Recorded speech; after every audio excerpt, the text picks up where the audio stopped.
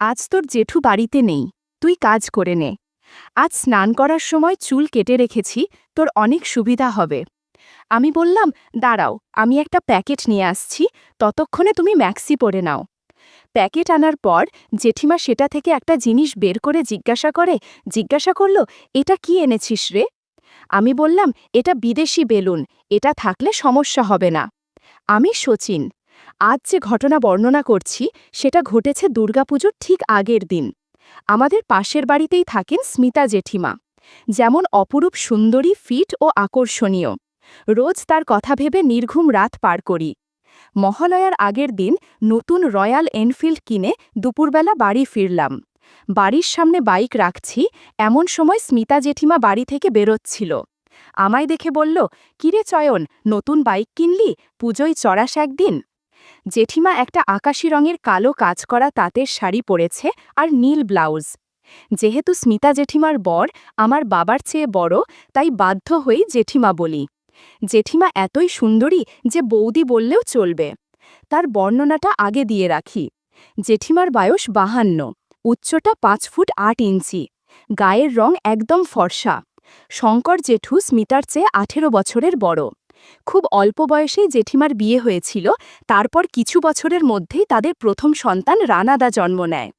জেঠিমাকে বললাম, কি গো, এত সেজেগুজে কোথায় যাচ্ছ? জেঠিমা বলল, আরে পুজোর সময় তোর রানাদারা আসছে বলে ওদের ফ্ল্যাটটা একটু দেখতে যাচ্ছি, সব ঠিক আছে কিনা। আমি বললাম, ও, তুমি মহেশতলা যাচ্ছ, তাহলে আজই চল, লং ড্রাইভ হয়ে যাবে, দারুণ একটা ফ্লাইওভার হয়েছে। জেঠিমা বলল, আমি একটু ফ্রেশ হয়ে নি, 4:30টায় বেরোবো। জেঠিমা খুব খুশি হয়ে গেল, আমিও খুব খুশি হলাম, অনেকটা রাস্তা জেঠিমার সাথে ঘুরতে পারবো। আমি একটা জিন্স আর টি শার্ট পরে 4:30টায় বেরোলাম। ফ্লাইওভারে ওঠার পরেই বৃষ্টি শুরু হয়ে গেল। দুজনই কাক ভেজা ভিজলাম। সারা রাস্তা জেঠিমা আমাকে ধরে বসেছিল। ফ্ল্যাটে পৌঁছাতে 6টা বেজে গেল। বৃষ্টি থামলেও আমাদের খুব ঠান্ডা লাগছিল। জেঠিমা বলল, চয়ন, এই অবস্থায় বাড়ি ফিরব কি করে? আকাশ দেখে মনে হচ্ছে আরও বৃষ্টি হবে। আর দুজনেই ভিজে গেছি। এই অবস্থায় ফিরলে আরও ঠান্ডা লেগে যাবে। তার চেয়ে কাল যদি তোর ছুটি থাকে, তাহলে এখানে আজ রাত্রিটা থেকে যাই। আমি তো মনে মনে হেব্বি খুশি হলাম। যদি এই সুযোগে গল্প করা যায়, তাহলে তো ভাগ্য খুলে যাবে। আমি বললাম, কাল আমার ছুটি, কিন্তু খাবে কি আর পরবে কি? জেঠিমা বলল, একটা তোয়ালে আছে, ওটা আমি পরে নেব, আর তুই একটা গামছা পরে নিস। আর রাত্রিরে কিছু খাবার অর্ডার দিয়ে দিস। আমি স্নান করে আসি, আমার হয়ে গেলে তুই স্নান করে নিস। এই বলে জেঠিমা বাথরুমে ঢুকে গেল। আমি বারান্দায় দাঁড়িয়ে সিগারেট খাচ্ছিলাম। দারুণ লাগছিল 13 তলার বারান্দায় দাঁড়িয়ে গঙ্গা দেখতে। তখনও জানতাম না যে এর চেয়েও অনেক সুন্দর রাত আমার জন্য অপেক্ষা করছে। ছিটকিনি খোলার আওয়াজে সাবধান হলাম, আর যা দেখলাম তাতে আমি মুগ্ধ হয়ে গেলাম। জেঠিমা বাথরুম থেকে বেরিয়েছে একটা বাসন্তী রঙের শাড়ি পরে। আমি অবাক হয়ে জেঠিমাকে দেখছি। কিছুক্ষণ পরে জেঠিমা বলল, চয়ন, সারা রাত তুই আমায় দেখতে পাবি, এখন স্নানটা করে আয়।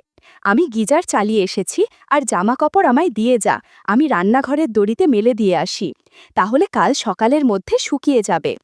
এরপর আমি বাথরুমে ঢুকে গেলাম। স্নান শেষে দেখলাম স্মিতা এসি চালিয়ে বেডরুমে বিছানায় বসে আছে। আমিও ঘরে গিয়ে জেঠিমার পাশে বসলাম। জেঠিমা বলল, চয়ন, কিছু খাবার অর্ডার করে দে, না হলে বেশি রাত হয়ে গেলে কিছু পাবো না, সারা রাত উপোস করে কাটাতে হবে। আমি জেঠিমার কথা মতো খাবার অর্ডার করে বললাম, এখন তো সবে 7:30টা বাজে, এখানে টিভিতে ডিশ লাইনের কানেকশনও নেই, এতক্ষণ সময় কি করে কাটাবে? জেঠিমা বলল, আয়, তোকে আমি আমার ছোটবেলার গল্প বলি। এই বলে জেঠিমা বলতে শুরু করল। আমাদের বাড়ি বর্ধমানের গুড়াব গ্রামে। আমরা 6 বোন ও 2 ভাই। আমি হচ্ছি মেজো। অভাবের সংসার, তাই যখন তোর জেঠুর সাথে বিয়ের সম্বন্ধ এলো, বাবা ছেলে কলকাতায় থাকে বলে আর কোনো কিছু না দেখেই বিয়ে দিয়ে দিল। আমার তখন বয়স খুব একটা বেশি না, স্কুলে পড়তাম। পরীক্ষা দেওয়ার আগেই বিয়ে দিয়ে এখানে পাঠিয়ে দিল। তোর জেঠু আমার চেয়ে 18 বছরের বড়। তখন আমাদের এত পয়সা ছিল না। সারা দিন বাড়িতে কাজের লোকের মতো কাজ করতাম। বিয়ের 2 বছর পর তোর রানাদা হলো। তাতে আমার শরীর আরও খারাপ হয়ে গেল।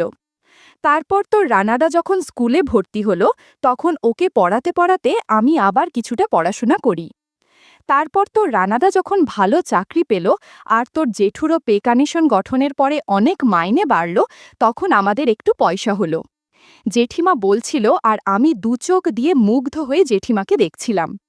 এবার জেঠিমা আমায় জিজ্ঞাসা করল, চয়ন, তোর গার্লফ্রেন্ড নেই? আমি বললাম, না, এখনকার মেয়েদের অনেক ঝামেলা আর মনের মতো কাউকে পাইনি, তাই নেই। জেঠিমা বলল, তা তোর মনের মতো মেয়ে কেমন হবে শুনি? আমি কোনো কিছু না ভেবে বললাম, তোমার মতো হবে, স্মার্ট, সুন্দরী। কথা শেষ করতে না করতেই কলিং বেল বেজে উঠল। জেঠিমা বলল, মনে হয় খাবার এসেছে, আমি এই অবস্থায় বাইরে যাব না, তুই প্লিজ নিয়ে আয়, আর যাবার সময় আগে এই দরজাটা বন্ধ করে ওটা খুলবি। আমি কথা মতো কাজ করে জেঠিমাকে ডাইনিং টেবিলে খেতে ডাকলাম। খাওয়া শেষে জেঠিমা বলল, চল তাড়াতাড়ি শুয়ে পড়ি, কাল ভোরবেলা উঠে মহালয় শুনব। আমিও জেঠিমার কথা মতো পাশে শুলাম। বললাম, জেঠিমা, পাশবালিশ নেই?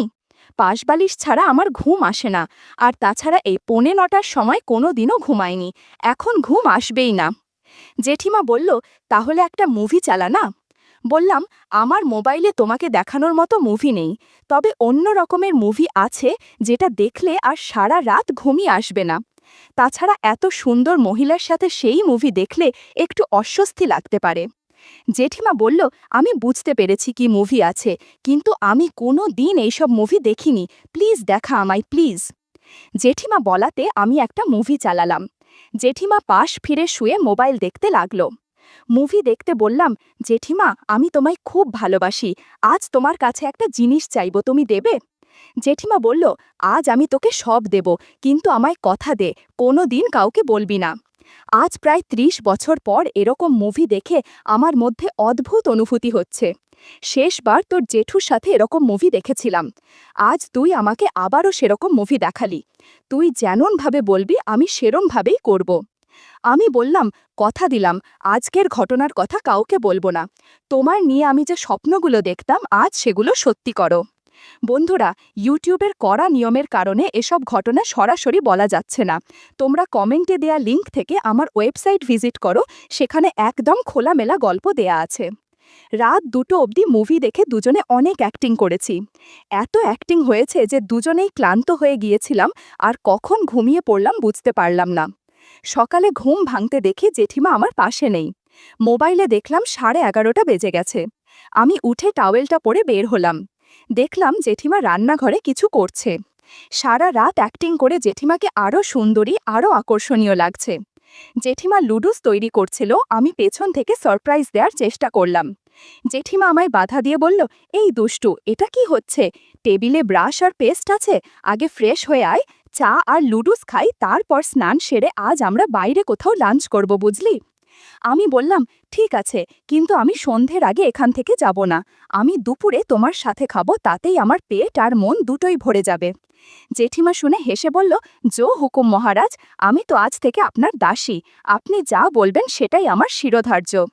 তারপর আমি তাড়াতাড়ি ফ্রেশ হয়ে এসে টেবিলে বসলাম। জেঠিমা লুডুস আর চা নিয়ে আমার জন্য অপেক্ষা করছিল। আমি চা খেতে খেতে দেখতে পেলাম জেঠিমার গলায় ঘাড়ে লাল দাগ। আমি বললাম, জেঠিমাই, তোমার গলায় আর ঘাড়ে দাগ পড়ে গেছে? জেঠিমা হেসে বলল, কাল রাতে বড় একটা ছাড় পোকা কামড় দিয়েছে, এজন্য এরকম হয়েছে। বন্ধুরা, তোমরা নিশ্চয়ই বুঝতে পেরেছ কোন ছাড় পোকা কামড় দিয়েছে। জেঠিমা বলল, আমি একটা ক্রিম নিয়ে এসেছি, স্নান করার পর লাগিয়ে দিস। আমি ভাবলাম কাল রাতের ঘটনার কথা জেঠিমা বাড়ি গেলেই ধরা পড়ে যাবে। আমি একটু ভয় পেয়েই জেঠিমাকে জিজ্ঞাসা করলাম, আচ্ছা জেঠিমা, তোমার এই দাগ জেঠু দেখতে পেলে তো সমস্যা হবে, তখন কি বলবে?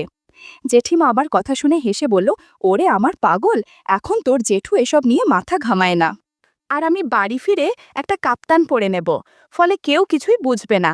আর ক্রিম লাগালে কমে যাবে, অত চিন্তা করিস না। আর যদি না কমে, তাহলে তোর জেঠুকে বলে দেব দুপুরে চিংড়ি মাছ খেয়ে অ্যালার্জি হয়েছে। আচ্ছা, যে জন্য আমরা এখানে থাকলাম সেটা কখন হবে? আমি জেঠিমাকে নিয়ে সোফায় বসালাম, আবার মুভি দেখব আর অ্যাক্টিং করব বলে। তখন জেঠিমা বলল, চয়ন, একটা সত্যি কথা বলবি, আমার আগে তুই আর কতজনের সাথে মুভি দেখেছিস আর অ্যাক্টিং করেছিস? আমি বুঝতেই পারছি তুই অ্যাক্টিংয়ের ব্যাপারে খুব পটু, আর রেগুলার অভ্যেস না থাকলে এরকমভাবে কেউ অ্যাক্টিং করতে পারে না। কি করে হলো এমন, বলো না আমায়, আমি কাউকে বলবো না। আমি বললাম, বলতে পারি, আমি তোমায় মিথ্যে কথা কিন্তু বলবো না। তবে তোমায় কথা দিতে হবে যে আমার অতীতের কথা শোনার পরও তুমি আবারও আমার সাথে অ্যাক্টিং করবে আর মুভি দেখবে। জেঠিমা বলল, আমি পাগল নাকি যে আনন্দ আমি পাচ্ছি তা থেকে আমি তোকে আর নিজেকে বঞ্চিত করব না। তুই আগে কোন কারো সাথে অ্যাক্টিং করলেও আমার কোনো আপত্তি নেই। শুধু একটাই রিকোয়েস্ট করব, এখন থেকে যে কদিন আমার সাথে অ্যাক্টিং করবি সেদিন আর অন্য কারোর কাছে যাবি না। আমি তোকে খুব ভালোবাসি, অন্য কারোর সাথে দেখলে খারাপ লাগবে। আমি ঠিক করলাম শুধু অঞ্জলি মাসি আর ইতিকার সাথে করা অ্যাক্টিংয়ের কথাই জেঠিমাকে বলবো। তাই বললাম, এখন আমি তোমাকে ছাড়া আর কারো সাথে অ্যাক্টিং করব না, কিন্তু প্লিজ প্রত্যেক সপ্তাহে একবার করে তোমার বাড়িতে বা এখানে না হলেও সল্টলেকের একটা হোটেলে নিয়ে গিয়ে তোমার সাথে মুভি দেখব আর অ্যাক্টিং করব। এখন বলি, তোমার আগে আমি দুজনের সাথে অ্যাক্টিং করেছি। আমাদের বাড়িতে যে অঞ্জলি মাসি কাজ করেন না, তাকে আমি ক্লাস 11 থেকে গ্র্যাজুয়েশন অবধি অ্যাক্টিং করেছি। তবে এখন মাঝে মাঝে বাড়ি ফাঁকা থাকলে অ্যাক্টিং করি। অঞ্জলি মাসির কারণেই আমি অনেক দক্ষ। তখন তো আর কেউ ছিল না, তাই আমি রোজ রাতে সবাই ঘুমিয়ে পড়লে অঞ্জলি মাসির সাথে অ্যাক্টিং করে ঘুমিয়ে পড়তাম। মাঝে মাঝে দুপুরে বাড়িতে কেউ না থাকলেও করতাম। আমি যখন অঞ্জলি মাসির সাথে অ্যাক্টিং করতাম তখন মনে মনে তোমার কথাই ভাবতাম। কিন্তু আরও ভালো করে অ্যাক্টিং শিখি ইতিকা কাকিমার কাছে। আমি যখন আগে মুর্শিদাবাদে ছিলাম তখন তার বাড়িতেই পেইং গেস্ট থাকতাম। একটা ঘটনার পর আমরা পরস্পরের খুব কাছে এসে যাই, আর তারপর থেকে আমি রোজ 4-5 বার করে তার সাথে অ্যাক্টিং করতাম। জেঠিমা শুনে একটু হিংসে হলো আর বলল, তোর ইতিকা আমার চেয়ে অনেক সুন্দরী আর ইয়াং, এজন্যই তো রোজ অভিনয় করেছিস, তাই না? আমি বললাম, আরে না না, ইতিকা তোমারই বয়সী হবে আর আর একটু স্বাস্থ্যবান। আমি ইতিকা কাকির সাথে রোজ অ্যাক্টিং করতাম, কারণ ইতিকা কাকির কেউ ছিল না, সে বিধবা। সারা বাড়িতে আমরা দুজনেই থাকতাম, ফলে অনেক সুবিধা হতো। রোজ আমরা নতুন নতুন মুভি দেখতাম আর অ্যাক্টিং করতাম। আমার অ্যাক্টিংয়ে ইতিকা কাকিমা অনেক খুশি ছিল। আমাকে ছাড়া সে কাউকে কল্পনা করতে পারত না। রাতে ইতিকা কাকিমা নাইটি করে অ্যাক্টিং করত, সাথে আমিও অ্যাক্টিং করতাম। আমি যে 4 বছর ওখানে ছিলাম তার প্রত্যেক দিনই ইতিকা কাকিমার সাথে অ্যাক্টিং করেছি। আর এখন আমি যে 5 দিনের জন্য মুর্শিদাবাদ যাই তখন ইতিকা কাকিমার সাথেই থাকি। তুমি প্লিজ এখানে আমার সাথে অ্যাক্টিং চালিয়ে যাও, তাহলে রোজ 5 বার করে তোমার সাথে চর্চা করতে পারবো। জেঠুমা বলল, এত ভাগ্য করে আমি আসিনি রে, আমি যেটুকু সময় তোর সাথে থাকবো তাতেই আমার জন্য ভালো। নে, এখন আর প্লিজ সময় নষ্ট করিস না, তাড়াতাড়ি অ্যাক্টিং শুরু কর। জেঠিমার কথার সম্মতি পেয়ে আমরা আবারও অ্যাক্টিং চর্চা শুরু করলাম। 3 ঘন্টা সারা বাড়ির বিভিন্ন জায়গায় আমরা অ্যাক্টিং করেছি। সব রুম এলোমেলো হয়েছিল। সব গুছিয়ে আমরা লাঞ্চের জন্য বেরিয়ে গেলাম। আমাদের খাওয়া শেষ হলে ও জেঠুকে ফোন করে জিজ্ঞাসা করল, জেঠু কি বিরিয়ানি খাবে নাকি। জেঠু জানালো, জেঠুর এক বন্ধু বিদেশ থেকে এসেছে, ওরা একসাথে ড্রিঙ্ক করবে, তাই বাড়িতে এসে আর কিছু খাবে না, আর আসতেও 11টা বেজে যাবে। জেঠিমা খুব খুশি হলো, আমিও হলাম।